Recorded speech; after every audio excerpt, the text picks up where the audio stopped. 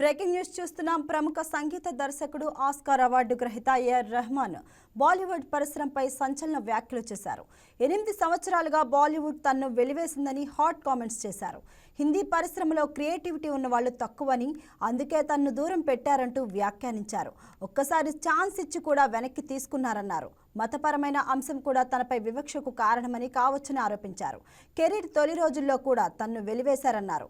రెహమాన్ వ్యాఖ్యలతో బాలీవుడ్లో తీవ్ర దుమారం రేగింది.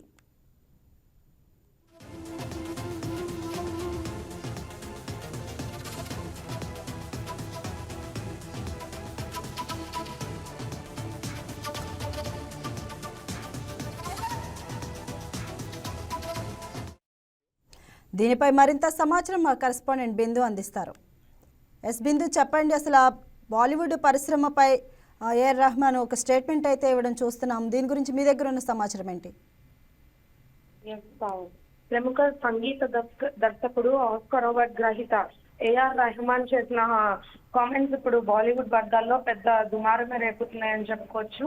అక్కడ మాత్రమే కాదు, పలు సోషల్ మీడియా మాధ్యమాల్లో కూడా ఈ కామెంట్స్ అనేవి చర్చనీయాంశంగా మారాయి. చూసుకుంటే గత 8 సంవత్సరాలుగా హిందీ సినీ పరిశ్రమకు తనకి ఉన్న అనుబంధం ఏవైతే ఉందో పూర్తిగా పక్కన పెట్టిందని, ఇది యాదృచ్ఛికం కాదని ఏఆర్ రెహమాన్ తీవ్ర ఆవేదన వ్యక్తం చేశారు.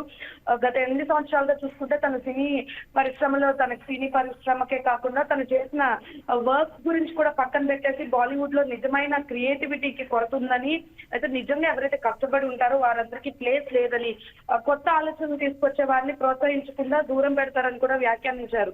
ముఖ్యంగా ఇది కొన్ని సందర్భాల్లో తను చూడడమో లేదో తన ఎక్స్పీరియన్స్ చేయడమో తెలియదు కానీ ఈ వ్యాఖ్యలు అయితే చేశాడు పావని. ముఖ్యంగా ఎవరైతే బాలీవుడ్ లో నిజమైన క్రియేటివిటీ కానీ నిజంగా క్రియేటివ్ గా వర్క్ చేసే వాళ్ళు ఎవరైతే ఉన్నారో బాలీవుడ్ లో, వాళ్ళందరికీ ఖచ్చితంగా బాలీవుడ్ లో చోట్లేదని కూడా వ్యాఖ్యలు చేశారు.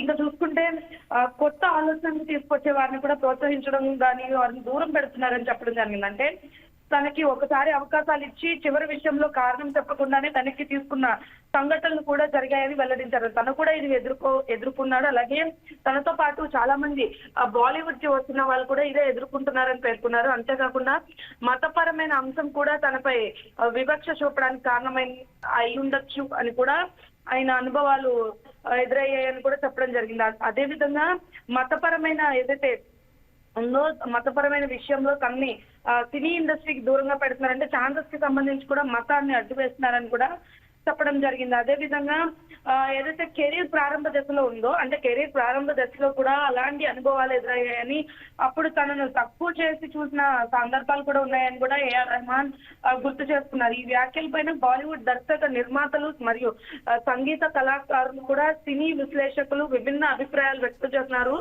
కొందరు ఆయన మాటలతో మద్దతు నిలుస్తున్నారు, మరికొందరు ఆయన మాటలు ఖండిస్తున్న నేపథ్యం కూడా కనిపిస్తుంది. మరోవైపు ఈ వ్యాఖ్యలు పరిశ్రమ ప్రతిష్టను దెబ్బతీసేలా ఉన్నాయని మరికొందరు అభ్యంతరం కూడా వ్యక్తం చేస్తున్నారు. అయితే మొత్తంగా ఏఆర్ రెహమాన్ వ్యాఖ్యలకి హిందీ సినీ పరిశ్రమలో అంతర్గత రాజకీయాలను మరియు వివక్ష ఏదైతే ఉందో అంశాలపైన కూడా కొత్త చర్చకు దారితీశాయని చెప్పుకోవచ్చు. ఈ అంశంపై కూడా అంటే ఒక కొత్త కోణంలో కూడా బాలీవుడ్ పరిశ్రమను చూస్తున్నారు, అంటే చూడటం మొదలు పెట్టారు అనే వ్యాఖ్యలు కూడా వెల్లువిరుస్తున్నాయి Pavani.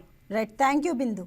Please subscribe to YK TV Network. Please subscribe to YK TV. Please watch YK News. Don't forget to subscribe YK News channel